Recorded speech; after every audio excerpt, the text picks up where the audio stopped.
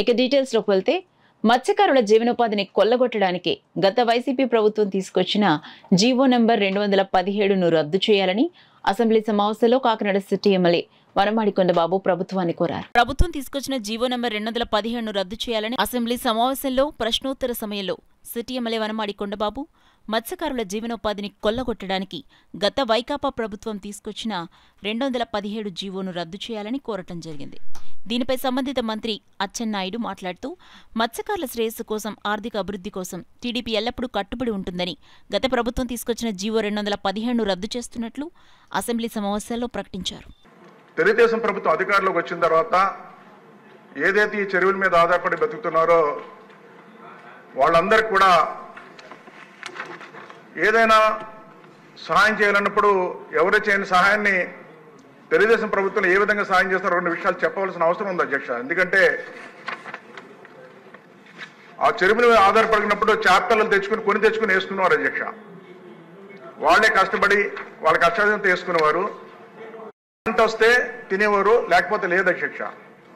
లేకపోతే పరిస్థితులు ఉండేది అధ్యక్ష.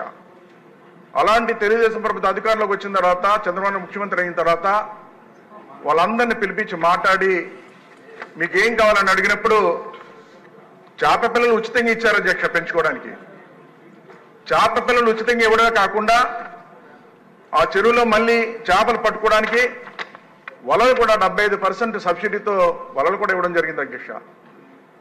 వలలు ఇచ్చిన తర్వాత చేపలు పట్టుకున్న తర్వాత దూర ప్రాంతాలు పట్టుకెళ్తే పాడైపోతుందని చెప్తే ఐస్ బాక్సులు కూడా 75% సబ్సిడీతో ఇచ్చారు అధ్యక్ష.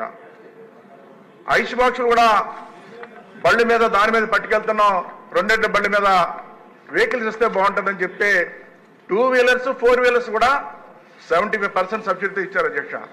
ఆ విధంగా జీవితాలు ఆర్థికంగా బలపడినాయి అధ్యక్ష. అదేవిధంగా చూసుకున్నట్టయితే అలాంటి సమయంలో, బలపరిచిన సమయంలో, ఆర్థికంగా ఇబ్బందులు లేకుండా చేసిన సమయంలో ఈ ప్రభుత్వం వచ్చిన తర్వాత అటువంటి సహాయం చేయకుండా ఆ చెరువులన్నీ కూడా ఆన్లైన్లో వేలం పెట్టి వాళ్ళు సొంత మనుషులకి ఈ చెరువులు తీసుకుందామని ఆలోచన చేశారంటే ఈ ప్రభుత్వం మత్స్యకారుల పైన ఎటువంటి అవగాహన ఉందో మీ సభ ద్వారా గుర్తు చేస్తున్నాను అధ్యక్ష.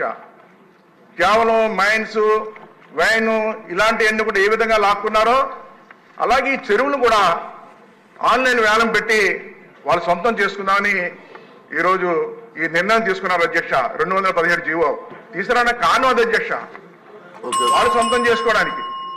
అలాంటిది ఈ రోజున మరి ముఖ్యమంత్రి చంద్రబాబు నాయుడు గారు ఈ ప్రభుత్వం రద్దు చేసి ఈరోజు వీళ్ళకి జీవితాలు మెరుగుపరుస్తున్నందుకు పరోక్ష ధన్యవాదాలు తెలియజేసుకుంటే, అదేవిధంగా ఈరోజు 5 సంవత్సరాల్లో మెరైన్ ఫిషర్మెన్కి కానీ వీళ్ళకి కానీ ఎటువంటి సహాయం కూడా అందించలేదు అధ్యక్ష.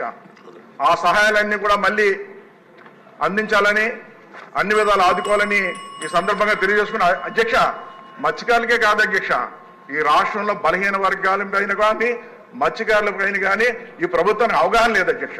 మొట్టమొదటిగా చెప్పవలసింది అవగాహన లేదు అధ్యక్ష. ఈ ప్రభుత్వం పాత ప్రభుత్వానికి అవగాహన లేదు అధ్యక్ష. అవగాహన లేక ఈ రోజు అన్ని వర్గాల ప్రజలు నష్టపోతున్నారు. వీళ్ళ గురించే కాదు, అన్ని బలహీన వర్గాలకు కూడా పెద్ద ఎత్తున నష్టం జరిగింది. అన్ని వర్గాల్ని ఈరోజు మంత్రివర్యులు వాళ్ళతో మీటింగ్ పెట్టి వాళ్ళ సమస్యలన్నీ తెలుసుకుని అన్ని సమస్యలు పరిష్కారం చేయడం మీ ద్వారా తెలియజేస్తున్నా అధ్యక్ష.